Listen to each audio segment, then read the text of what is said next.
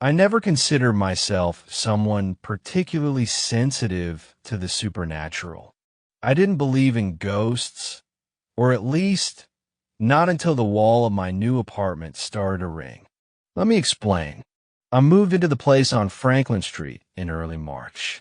It was a small, older building wedged between two modern condominiums, one of those forgotten relics from time before luxury developments swallowed the city.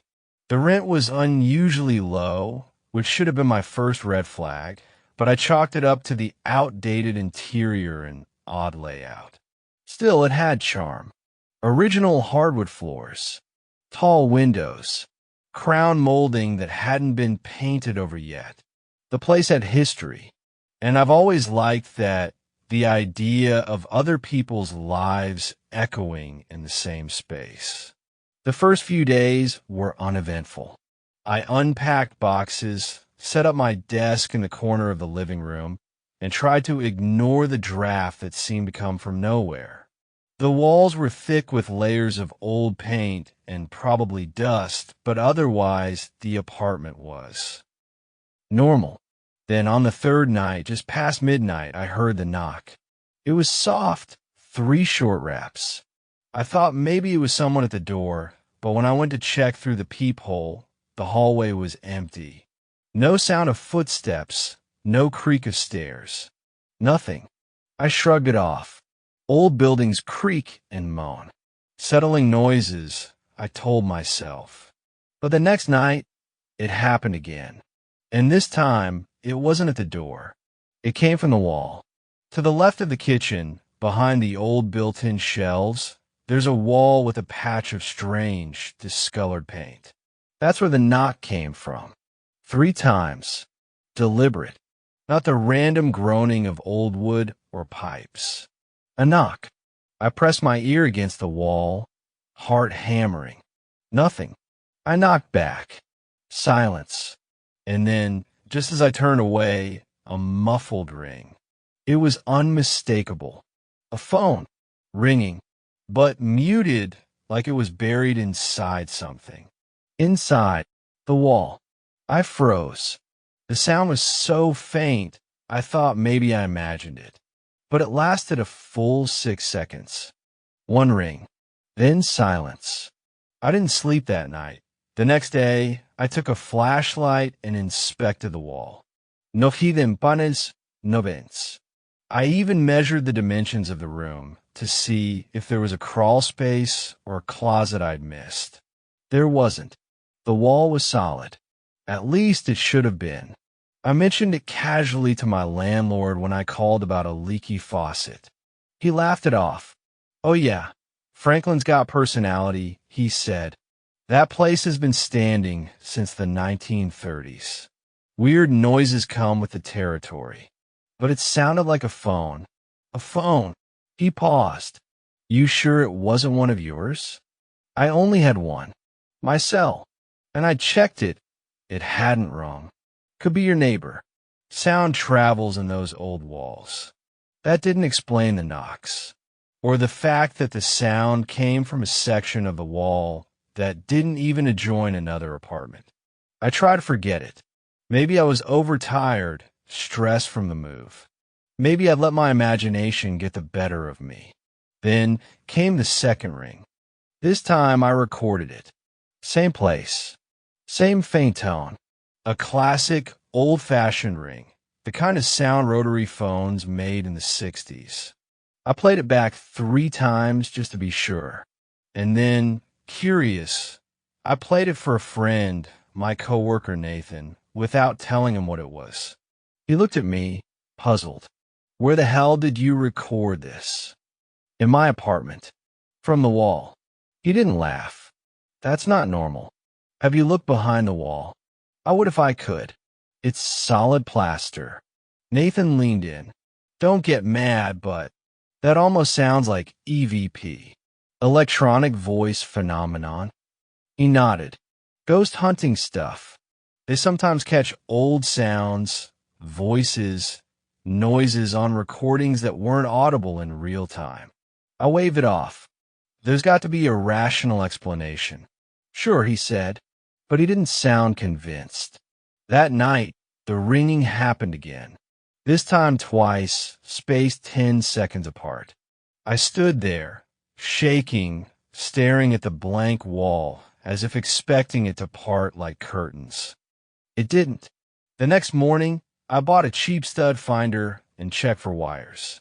Nothing. I even called an electrician to inspect the wall for loose wiring or embedded devices. He found nothing unusual. No wires. No speakers. No power running through that part of the wall.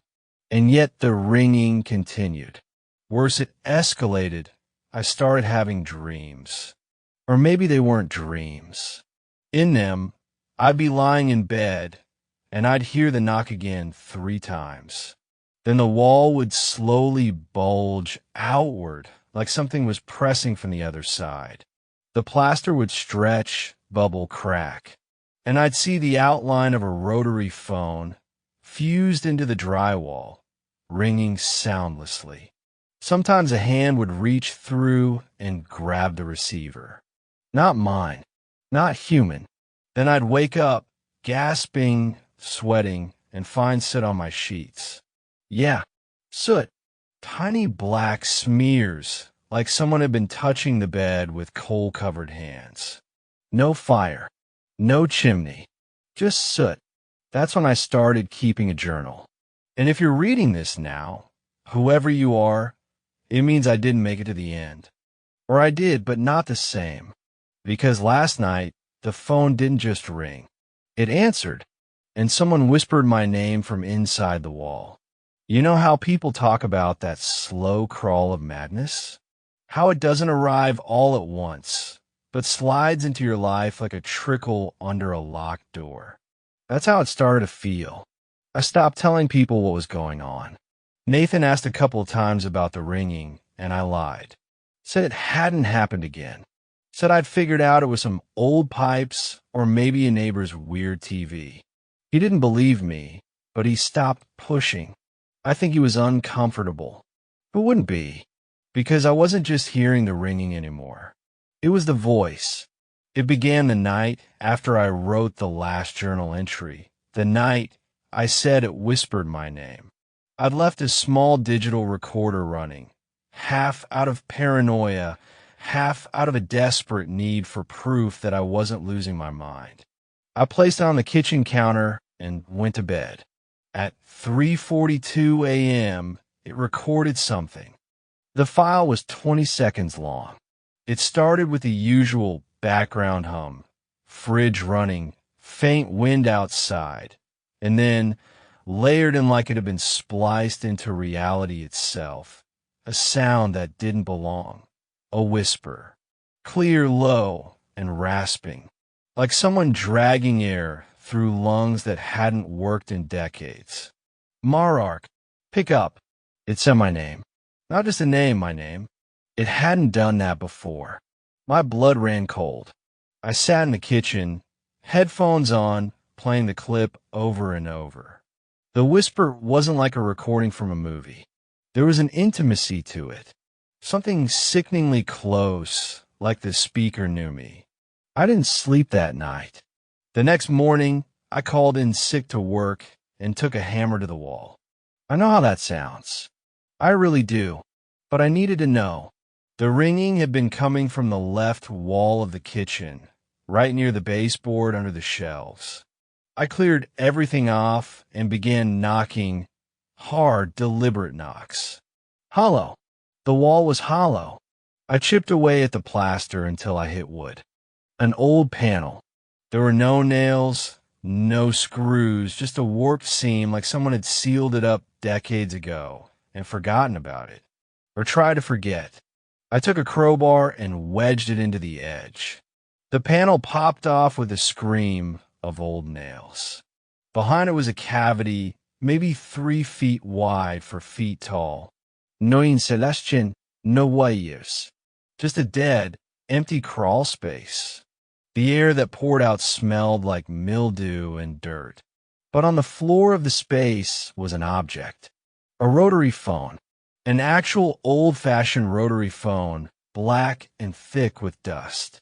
The kind with a cord coiled like intestines. The kind they haven't made in 50 years. It wasn't plugged into anything, but it rang. As I stared at it, frozen, the shrill metallic tone erupted into the air, clear, loud, impossible. I stumbled back and fell, scraping my arm on the exposed wood, bleeding, and the phone just kept ringing. After 5 or 6 tones, it stopped. I crawled forward, reached in, and touched it. It was cold. Too cold. Colder than the air around it. Like it had been sitting in ice. I pulled it out, hands shaking, and placed it on the floor. It didn't ring again. But the moment I turned away, every light in the apartment went out. Pop, pop, pop. The silence that followed wasn't normal. It was thick, pressurized, like being underwater. And in that silence, I swear to God, I heard breathing. When the power came back the next day, I checked the breaker box. Nothing was tripped. I called the electric company. No outages. I even checked the bulbs. None were blown. And yet, everything had gone dark at the same moment I touched that phone. That night, I dreamed of the crawl space. Only this time, I was inside it, curled up in the fetal position, staring at the opposite wall. The wood was rotted, wet with what looked like blood, and scratched into it, deep, erratic lines like from a desperate hand, was a message. Answer me. I woke up with splinters in my palm. Over the next few days, the apartment changed. Small things at first. The wallpaper in the hallway began to peel, not just curl, but peel like something was pushing from behind. I heard footsteps in the living room when I was in bed. Once, I saw a shadow slip past the kitchen, even though no one else was there. And always that whisper. Sometimes just my name. Other times, a full sentence. Answer me. Don't leave it ringing. She's waiting. Who the hell was she? I called my landlord again. He didn't answer, so I did some digging. I went to the county records office, looked up the apartment's history. It had been owned by the same family for decades, the Hallbergs. But in 1987, the last of them died, a man named Gerald Hallberg, a retired phone technician. He'd lived in my unit.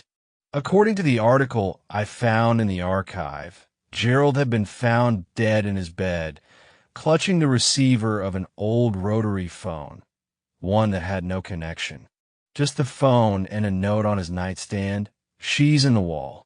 That's when I stopped sleeping. One night, I came home to find the phone off the hook. I had left it sitting on a table in the crawl space, cord wrapped neatly, handset in place. But now it was off. The cord had been stretched taut, like someone had yanked it violently. And on the wall beside it, scratched in, just like my dream, was the word, answer. I swear I hadn't touched that wall. And when I reached out to put the handset back on the cradle, I heard a child crying. Not from the phone, from inside the wall. It went on for hours. I need to stop here for tonight. My hands are shaking too much to write, and the phone has started ringing again. It's been going on for nearly 20 minutes, non-stop. I can't keep ignoring it. If this is all in my head, then maybe picking it up will break the spell. But if it's not, and I do pick up, what happens then? I answer the phone. I don't even remember walking over to it.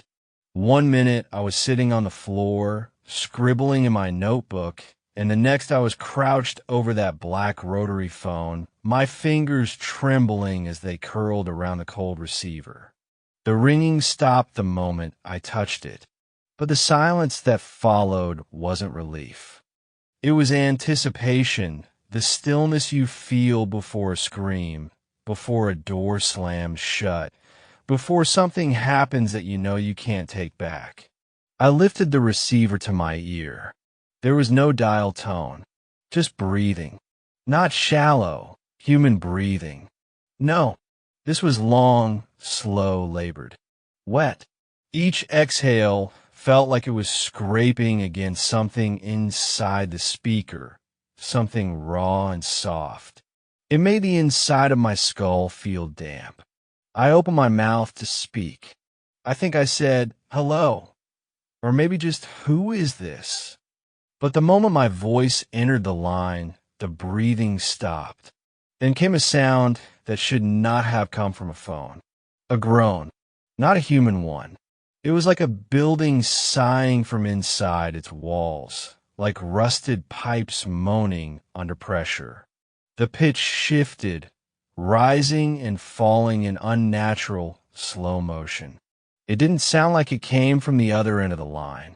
It sounded like it came from behind me. I turned around. Of course, there was nothing there. But in the reflection of the microwave stainless steel door, I saw something move.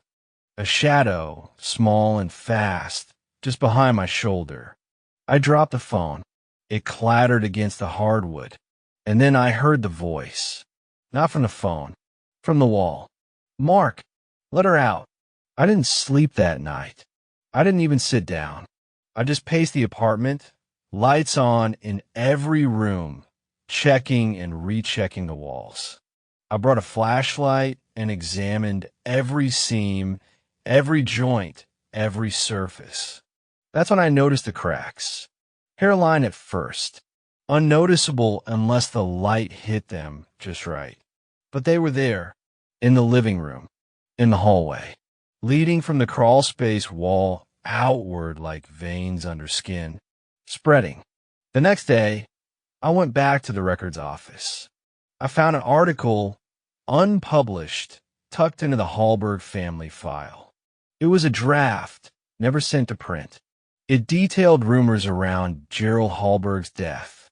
Apparently, neighbors had complained for years about strange phone calls that came from disconnected lines.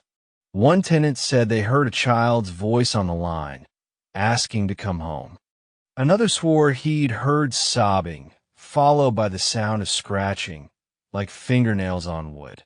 Gerald himself had filed reports to the police, claiming someone was trapped in the wall. But no one believed him. Eventually, he stopped talking about it. That's when the calls stopped. Until now, Nathan stopped by again. I hadn't seen him in a week. He noticed the bags under my eyes, the state of the kitchen, tools on the floor, pieces of drywall on the table. I made up a story about home repairs. He didn't buy it. He asked me what was really going on. I told him everything, or most of it, enough to sound like a lunatic, but not enough to scare him off. He stared at me for a long time and then said, "You've got to get out of this place, Mark."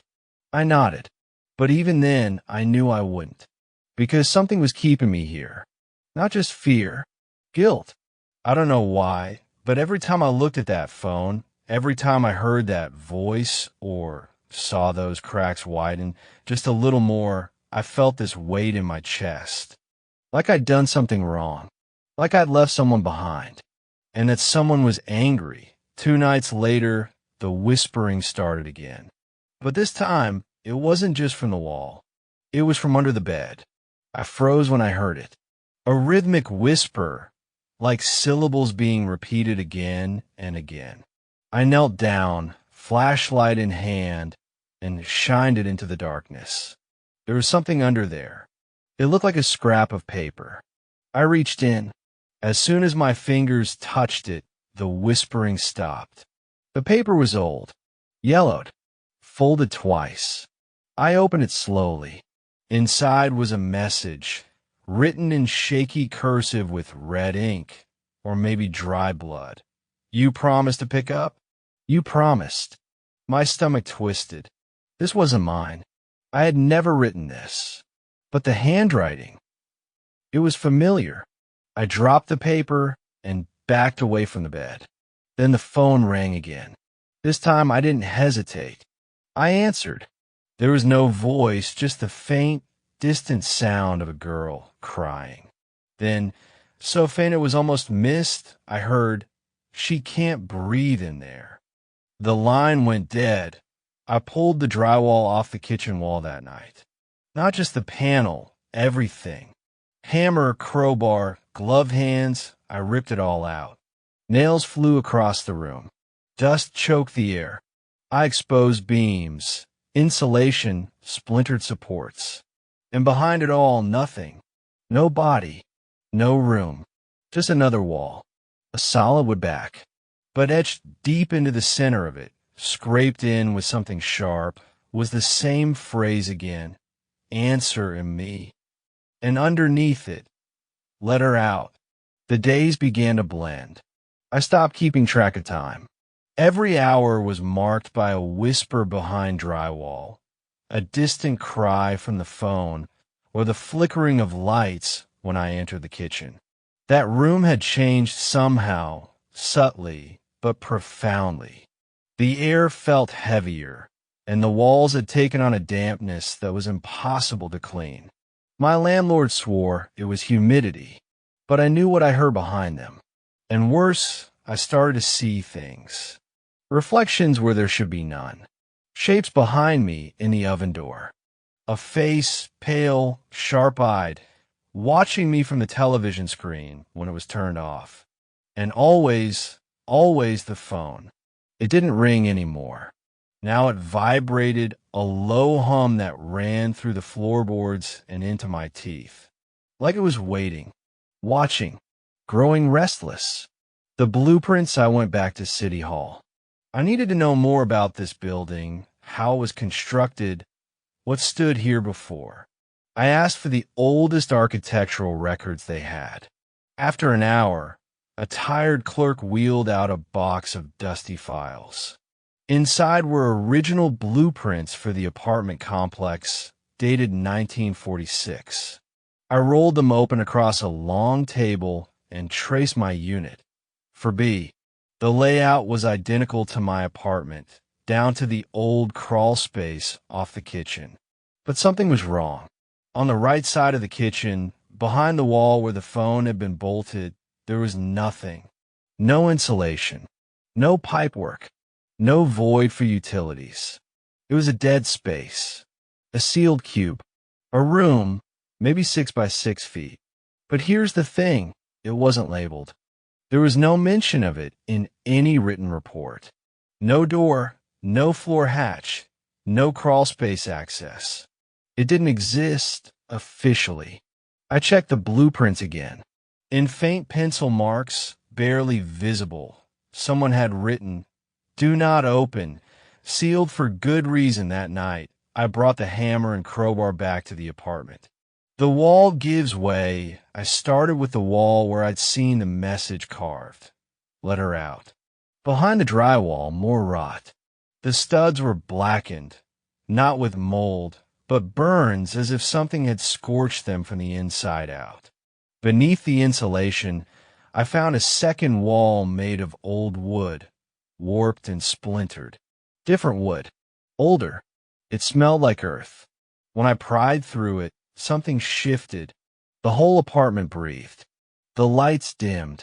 The air turned sharp, sour. I pulled back the final plank and saw the hidden room. No windows, no light fixtures, just a single wooden chair.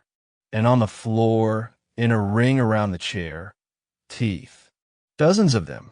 Baby teeth, yellowed with age. Adult molars. Canines, all arranged in a perfect circle. In the center of the circle lay a stuffed rabbit, missing one eye. I stepped inside, and the room groaned, like it remembered me. The girl who lived here, I brought the stuffed rabbit to my neighbor, Mrs. Harold, an old woman who had lived in the building since the 1970s. She went pale the moment she saw it. That belonged to Lily Hallberg, she said.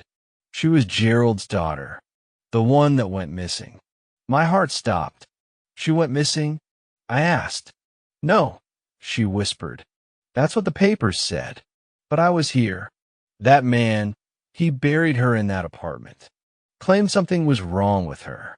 Said she spoke to people who weren't there. Said the house was sick with her in it. And the phone. Mrs. Harold nodded slowly. He said she lived in it, that after he sealed the wall, she kept calling him. Every night. Did you ever hear it? A pause. Then we all did. It moves at night after uncovering the hidden room. Things escalated. The phone no longer waited for me to pick it up. It spoke when I passed by. It would say my name, or sometimes just make a sound like gurgling water. Other nights, the whispering from the wall would begin before I even entered the apartment, heard through the door like someone pacing, weeping. I tried to sleep in the living room, but the floorboards vibrated beneath my mattress. A deep, irregular thump would echo through the walls every few minutes, like something was crawling inside the beams of the building. Then came the scratching, soft at first, then louder. Scrape, scrape, scrape, always from the same place, beneath the kitchen floor, right below the spot where I first found the phone. The scratching stops when I speak one night. In a moment of frayed sanity, I crouched down in the kitchen and whispered into the vent. Lily. The scratching stopped. Dead silence. Then, ever so faint, Daddy. I fell backwards. It wasn't my imagination. It wasn't some noise from the pipes. Something answered. A dream that wasn't a dream. I woke up the next night covered in dust. There was insulation in my fingernails. My arms had long, shallow cuts, like I'd been digging through walls. My mattress had been moved several feet, and the door to the hidden room was open. I remember no part of the night, but on the wall above the kitchen counter, written in something dark and wet, "You broke your promise again." I didn't write it, but the handwriting was unmistakable. It was mine. I haven't spoken to anyone in 2 days. I tried calling my brother, even though we haven't spoken in years. The call went straight to voicemail, but the moment I set my phone down, the kitchen phone began to ring. 5 times. When I picked it up, I didn't hear a voice, only a sound, like fingernails slowly dragging across damp wood. Then something whispered, "He doesn't want to remember." I hung up, but it rang again 5 minutes later. This time, it said, "You were there too, Mark. You just forgot." I've been leaving my phone on record every night now. When I reviewed the first night's audio, I found a 37-minute stretch of voices. Some were faint, unintelligible murmurs. Others were clearer.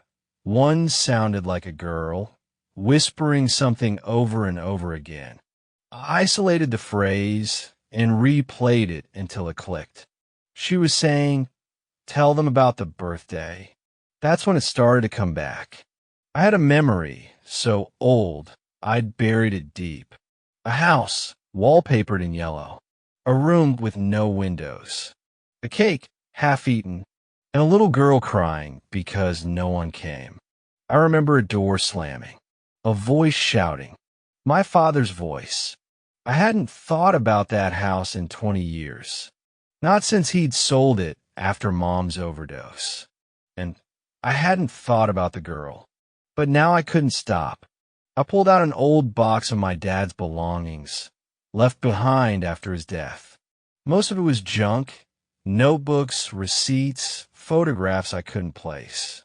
But in the back was a small journal. One of those spiral notebooks, pages yellowed with time. On the first page, written in jagged handwriting, it said, as if she won't stop calling. Each page after that was filled with disjointed entries, some angry, others terrified. It read like a man unraveling. A few fragments stuck with me. Her voice is in the fan now. I can hear it behind the blades. If I unplug the phone, she knocks instead. I told him to wall her in. It was the only way, but she still rings. And this one, I should never have taken him there. I should never have made him watch. Was he talking about me? That night, around 2:11 a.m., I woke to the sound of slow footsteps in my apartment. I live alone. I grabbed the baseball bat and crept toward the hall, heart pounding. The footsteps had stopped, but something felt wrong. The hallway light was flickering. The air felt cold and wet, like the inside of a crawl space. And then I saw him, a tall man, back turned, standing completely still at the end of the hallway. He was facing the wall, arms limp, barefoot, hair matted with dirt. I froze. Then, without turning around, he whispered, "Mark, don't look at the fan." I blinked, and he was gone. But the hallway carpet was still wet where he'd stood. And when I reached the fan in my bedroom, it was spinning wildly, even though it was unplugged. I started drawing the girl. I don't know why. The images just came. A face I couldn't stop sketching over and over. Her eyes were glassy. Her teeth too big for her face. Her hair in braids. I found myself whispering her name without realizing it. Lily. But how could I remember her? I was too young. Unless I'd been brought to that house after my father had sealed her in. Maybe as a punishment. Maybe to show me what happened to bad children. And maybe, just maybe, I'd heard her through the wall. They've started talking to each other now. Not just to me. Last night, the phone rang and I let it go. From across the room, I could hear two distinct voices on the other side. One was Lily's. The other was a man's voice, low and gravelly. Not mine. Not my father's. They were arguing. I pressed my ear to the receiver and caught one line clear as glass. "He's coming back. You were supposed to keep him out." Then silence. I decided to fully open the hidden room. Not just the rotted crawl space. I ripped out the final layer of wallboards down to the frame. Behind the final beam was a wooden plank, hammered in with over 30 nails. Someone didn't want this opened. I pulled it out. Behind it was a small cavity, no bigger than a suitcase.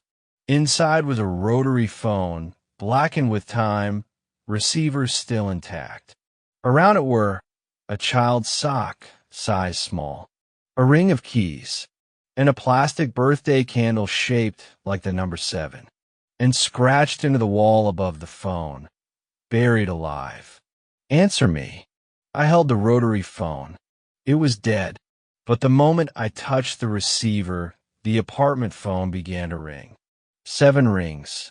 When I answered it, the voice on the other end said, "You remember now? He made you watch." I collapsed.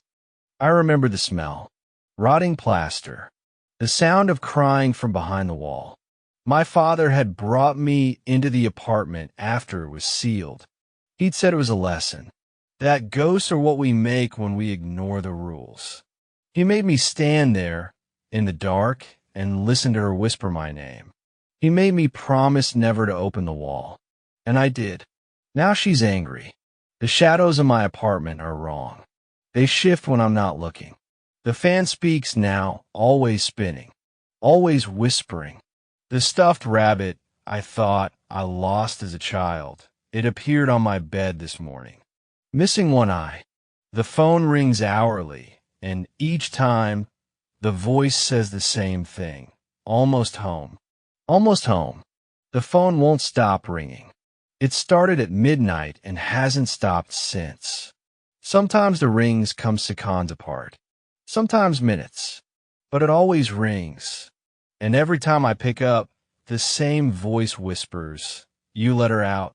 She doesn't sound like a child anymore. I smashed it. I couldn't take the whispers anymore. I tore the fan from the wall, ripped the cord, shattered the blades.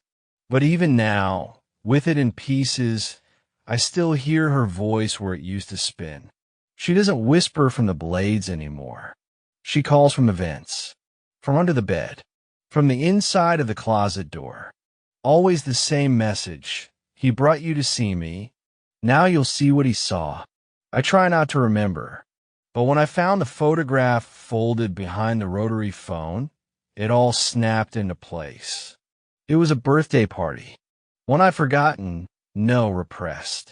There I was, maybe 5 years old, wearing a paper hat, smiling. Beside me, a little girl, hands folded, cake untouched in front of her.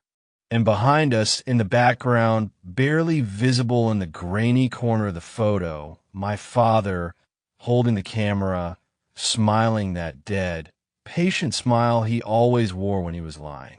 On the back of the photo, scribbled in black marker, Mark and Lily, 1997, she was real. She was there. I was there. And I forgot. I dug deeper into his old journals, scanning every line. Hidden between pages, stuffed behind torn envelopes and receipts, I found a court transcript from 1997. It wasn't complete, just a few photocopied pages. Enough to tell the story he'd hidden. Lily was his stepdaughter. Not mine. Not by blood. She was the daughter of a woman he'd briefly lived with in upstate New York. When the mother overdosed, Child Services tried to reach my father. He was the last legal guardian. But instead of helping, he took Lily, fled, and brought her here to this apartment.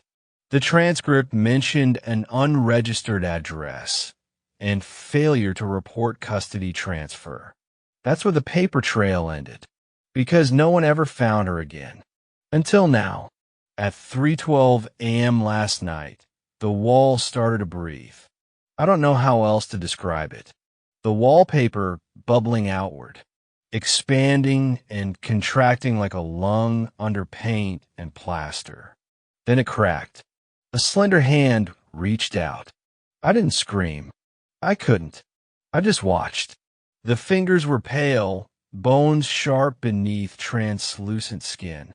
Fingernails chipped, dried blood along the cuticles. Then she whispered, "There were no candles on my cake, Mark. You never sang to me." I ran. I left the apartment, slept in my car in the parking lot. But when I returned in the morning, the hand was gone. Only a single thing was left. A torn paper hat, stained brown with age, sitting in the middle of the kitchen floor. Mrs. Ortega, the old woman from next door, knocked at my door today. She looked terrified. She asked if I'd been listening to the ringing again.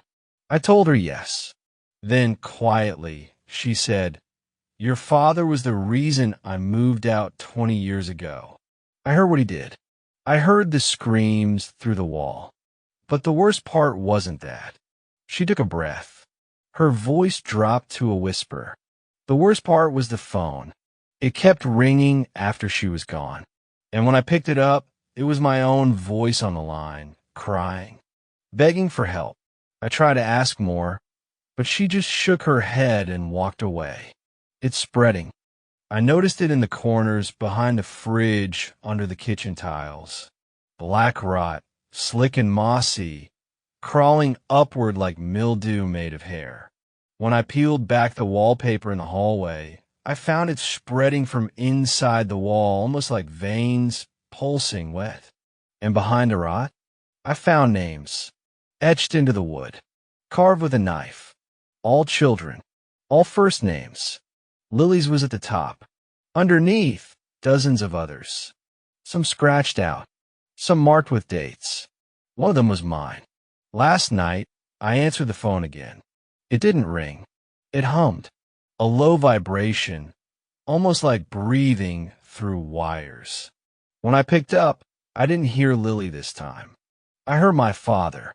His voice was unmistakable. "It had to be done, son.